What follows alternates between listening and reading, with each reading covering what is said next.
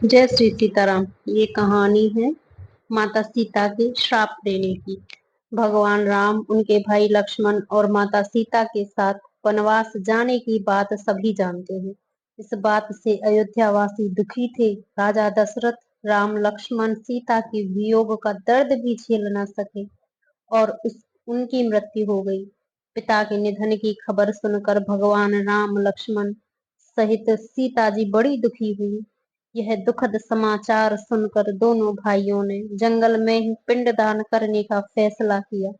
पिंडदान करने के लिए दोनों भाई जंगल में ही आवश्यक सामग्री एकत्रित करने के उद्देश्य से निकल गए। एक और पिंडदान का समय निकलता जा रहा था।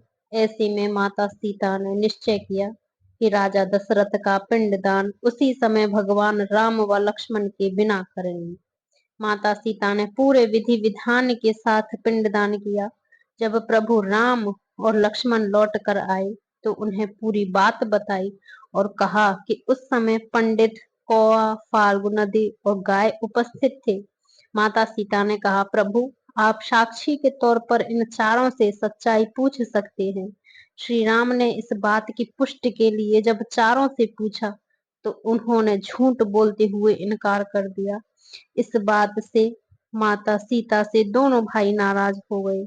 इस बात पर माता सीता को बहुत क्रोध आया और झूठ बोलने की सजा देते हुए उन चारों को माता सीता ने श्रापित किया।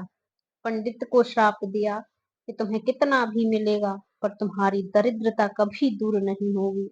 कौए को श्राप दिया, तुम्हारा अकेले खाने से पेट नहीं भरेगा और आकस्मिक मृत्यु होगी।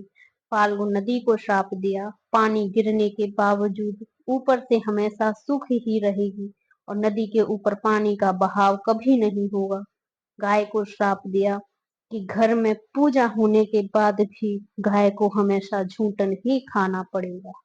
तो ये थे माता सीता के उन चारों को दिए हुए श्राप। जय श्री सीताराम।